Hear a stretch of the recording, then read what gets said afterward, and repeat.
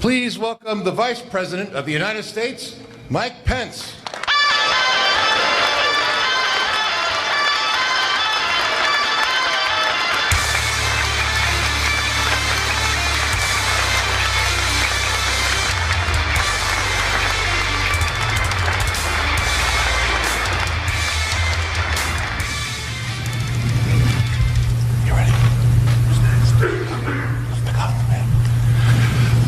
Please welcome, to introduce our special guest, the Majority Leader of the Senate, Mitch McConnell.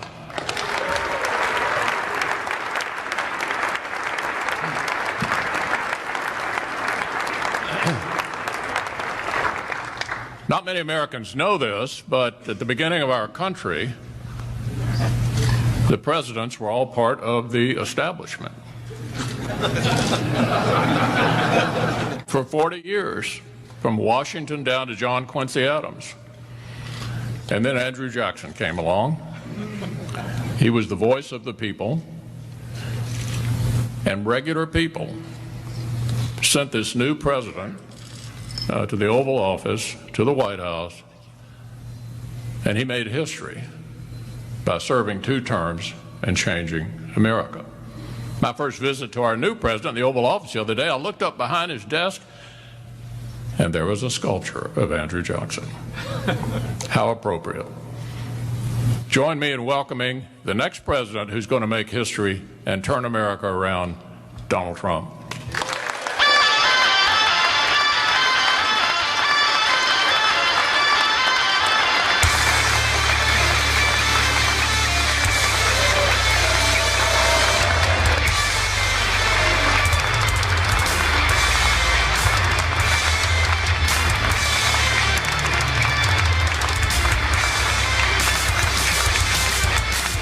Thank you very much, Mitch. So nice. Thank you. Thank you very much. Thank you. Thank you. So nice. Nice to win. Do we agree? It's been a while. It's been a while since we had this position. Nice to win. And I want to thank everybody in the room. So many friends. Thank you very much. Sit down, everybody. Let's enjoy ourselves. It's great to be in Philadelphia. I went to school in Philadelphia. This is a very special place in our nation's history. It's the place where we launched our American independence. The state of Pennsylvania is very special to me for lots of reasons, especially from a couple of months ago, remember? Pennsylvania cannot be won. Remember? Pennsylvania cannot be won. Right, Congressman?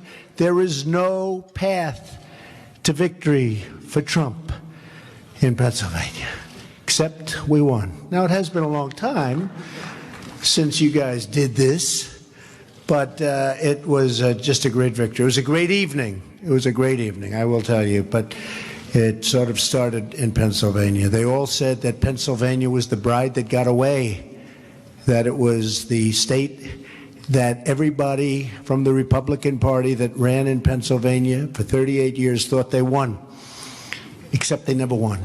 And I thought I won too, but I was afraid to say it, Mitch, because it just seemed that it wasn't working out. So I just said, you know what, I think we did great. Let's see what happens. But good things happen. So we love this state, and we will see it many times again.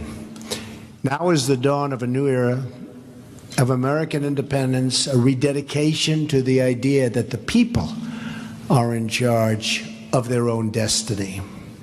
I want to thank Majority Leader McConnell, great guy, and Speaker Paul Ryan, very, very special. And he is writing his heart out, right? And we're actually going to sign the stuff that you're writing. You're not wasting your time. He would write it, he'd send it up, and nothing would happen. But now it's going to happen. For their leadership and for inviting me here today, thank you very much. And thank you, Leader McCarthy, Senator Cornyn, Congressman Scalise, Congresswoman Kathy McMorris Rogers, and Congressman Messer for your leadership as well. It's been terrific. This Congress is going to be the busiest Congress we've had in decades, maybe ever. Maybe ever. Think of that. And think of everything we can achieve. And remember who we must achieve it for. We're here now because tens of millions of Americans have placed their hopes in us to transfer power from Washington, D.C. and give it back to the people. So important. Now we have to deliver. Enough all talk, no action. We have to deliver. This is our chance to achieve great and lasting change for our beloved nation. Since taking office, I have taken major contractual steps to restore the rule of law and to return power to everyday Americans.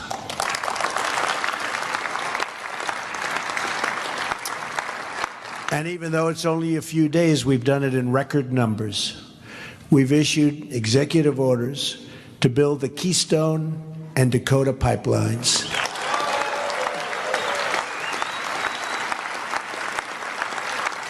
And issued a new requirement for American pipelines to be made with American steel and fabricated in the United States.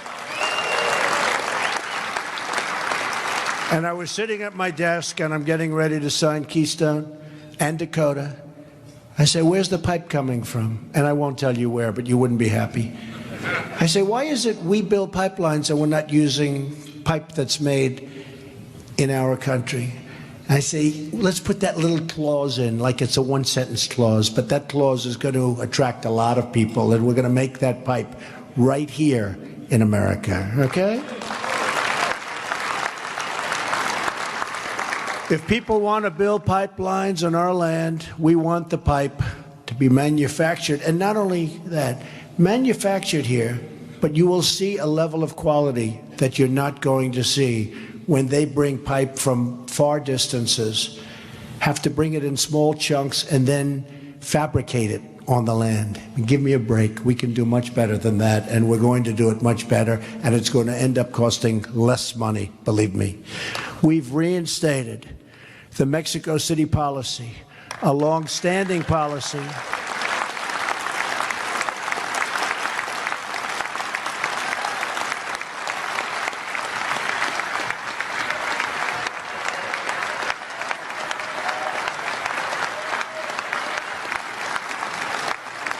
Isn't that nice?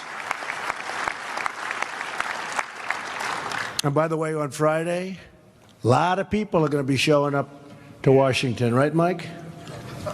A lot of people. You know, the press never gives them the credit that they deserve. They'll have 300, 400, 500, 600,000 people. You won't even read about it. When other people show up, you read big time about it, right? So it's not fair, but nothing fair about the media. Nothing. A long-standing policy to ensure taxpayer dollars do not fund abortion services overseas. We've issued executive orders to remove wasteful regulations that slow down commerce and delay infrastructure, which we desperately need. The very beginning of a massive effort to reduce the crushing regulations on our economy, and we are going to reduce regulations big time.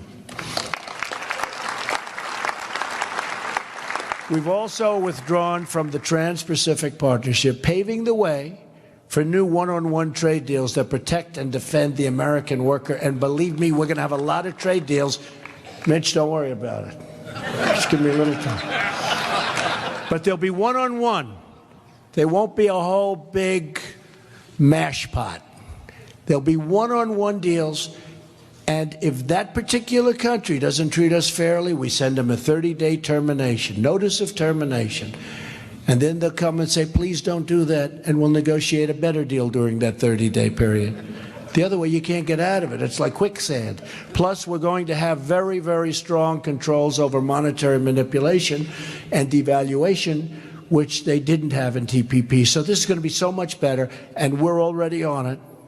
I would like to have my Commerce Secretary, Wilbur, approved, because I hear he did fantastically well, but they're not quick with the pen on signing these people, because we'd like to have him approved as soon as possible. So I know, and Mitch says it will be done, and it will be. They could move faster on the other side, I will say that. Could move faster. I mean, I'm meeting with the Prime Minister tomorrow, as you know, Great Britain. So I'm meeting with her tomorrow. I don't have my Commerce Secretary. They want to talk trade. So I'll have to handle it myself. Which is okay. We've put in place the first steps in our immigration plan, ordering the immediate construction of the border wall, putting an end to catch and release, expediting the removal of criminal this is so important to me. From day one, I've said it, and I mean the immediate removal of criminal aliens. They're going to be gone fast. And finally, at long last, cracking down on sanctuary cities.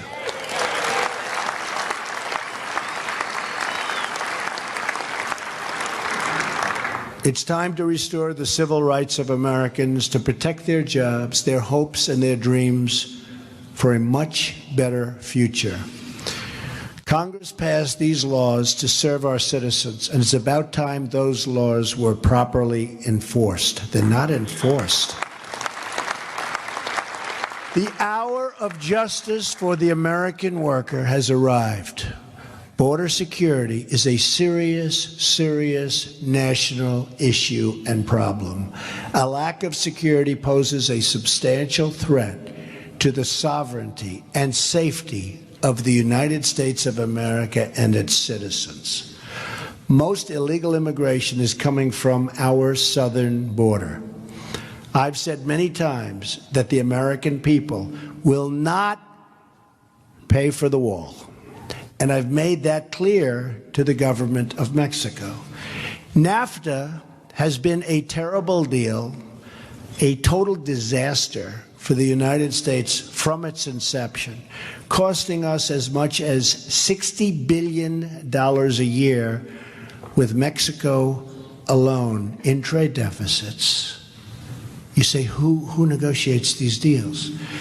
Not to mention millions of jobs and thousands of factories and plants closing down all over our country. On top of that are the trillions of dollars the U.S. taxpayers have spent to pay the cost of illegal immigration. Much of it has then been sent back, and much of it goes back to other countries. And oftentimes, because they don't respect us, the other countries will not accept the criminals that we send back to them that are illegally in our country. I promise you they will start accepting them again, quickly. We're not going to have them any longer. I will not allow the taxpayers or the citizens of the United States to pay the cost of this defective transaction, NAFTA. One that should have been renegotiated many years ago, except that the politicians were too preoccupied to do so. Now, these people are not in that category. You understand that. This is a different group. I think. Right? To that end, the President of Mexico and myself have agreed to cancel our planned meeting scheduled for next week. Unless Mexico is going to treat the United States fairly, with respect, such a meeting would be fruitless, and I want to go a different route. We have no choice. Paul Ryan and other leaders in Congress and I and Mike Pence, who, by the way, how good a choice was Vice President Mike Pence. Everybody loves him.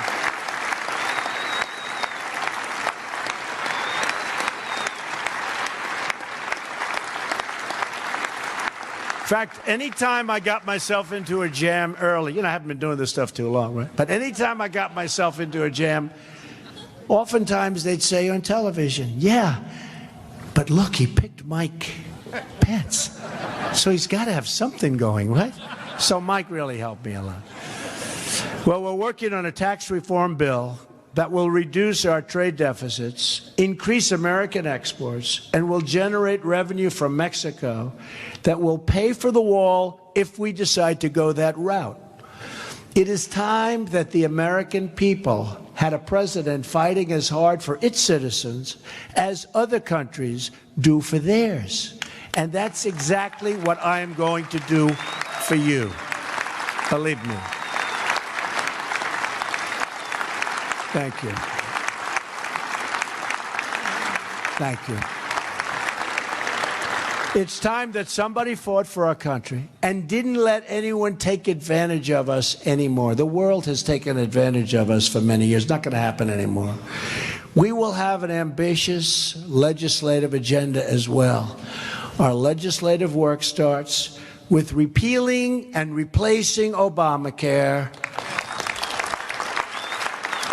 and saving families from the catastrophic rise in premiums and debilitating loss of choice and just about everything else. And remember this for this room in particular. Obamacare is a disaster. The Democrats are up and they're saying, oh, they're putting up signs like it's wonderful. It's a disaster.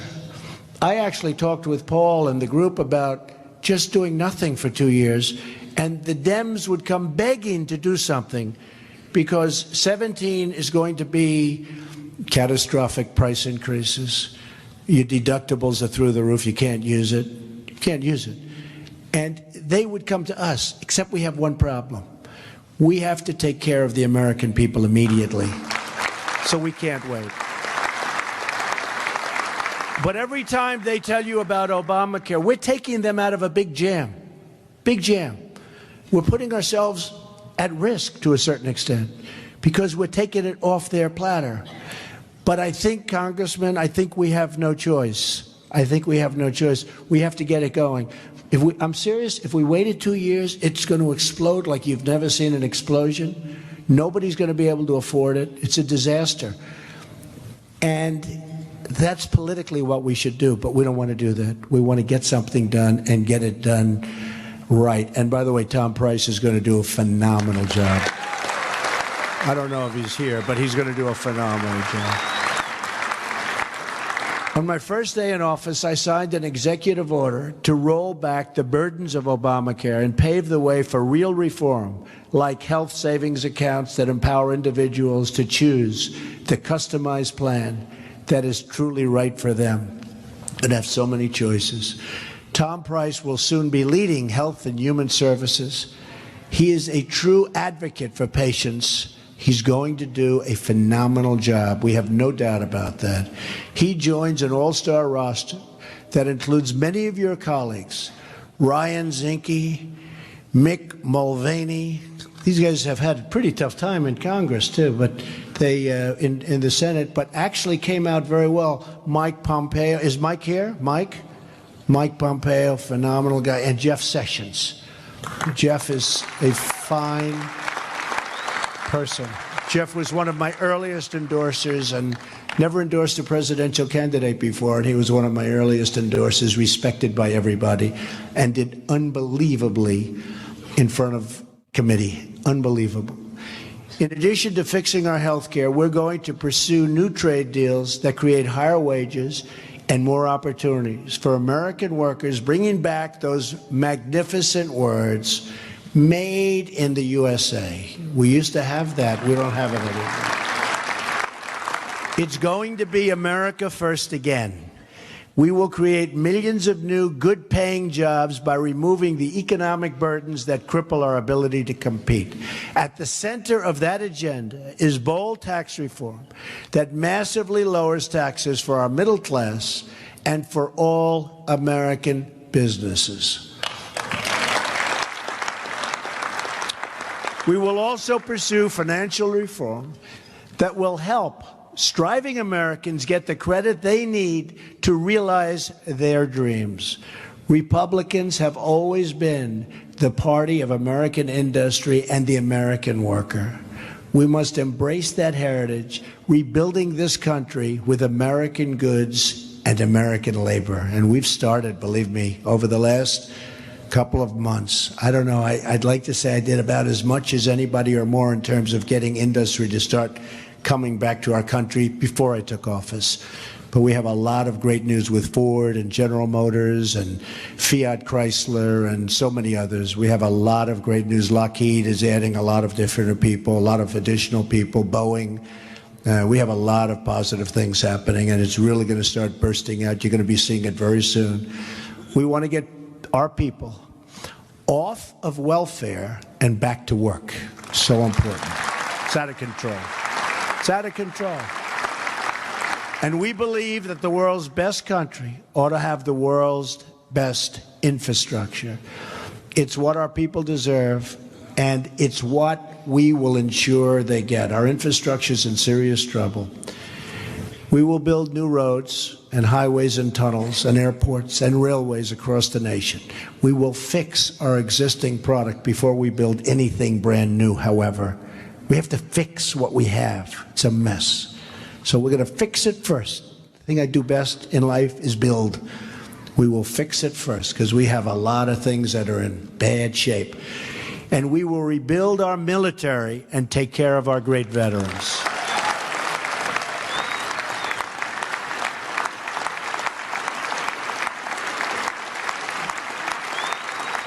Thank you. And we're working hard with the veterans. We're going to do something very special with the veterans. It's time. At the same time, we will unleash the full power of American energy, ending the job-killing restrictions on shale, oil, natural gas, and clean, beautiful coal. And we're going to put our coal miners back to work.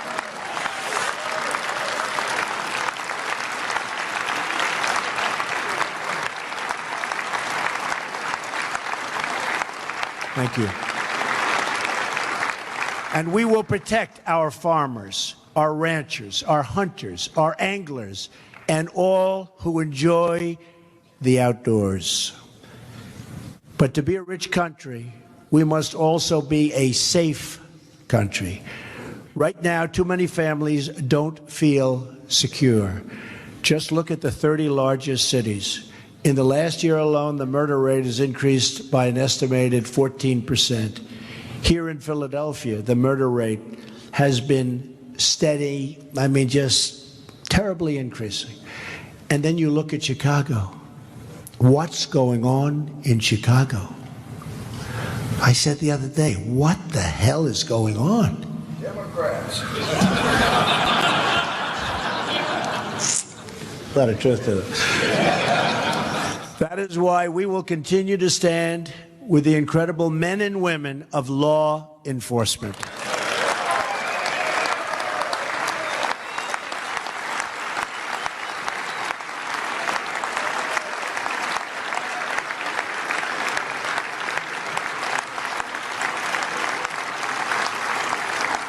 Yesterday, I had the honor of swearing in General John Kelly as our Secretary of Homeland Security. It's going to be amazing. Tomorrow, I will swear in General James Mattis as our new Secretary of Defense. These men have devoted their lives to defending America, and now I look forward to working with them, along with our great new head of the CSA. You know, we have so many different people that we are putting in office. I think it's the group of all-stars like really nobody has seen before, right? Where is Pompeo? Where the hell is he? Did he ever come here? Oh, he's working? He is going to be another one of the big stars. I have to mention him every single time. He's going to be great. One of you. And with you in Congress to keep our country safe from the many threats we face today. That includes protecting Americans from radical Islamic terrorism.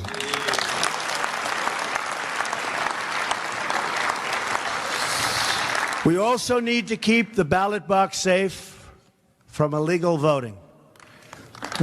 And believe me, you take a look at what's registering, folks. They like to say, oh, Trump, Trump, Trump. Take a look at what's registering. We are going to protect the integrity of the ballot box, and we are going to defend the votes of the American citizens, so important. All of us here today, for the same reason, to serve the citizens of our country. We are not here for ourselves. We are here for them. We are here for the people. We are blessed by divinity and honored by history with the task of preserving this great republic and expanding its blessings to every single American. Thank you.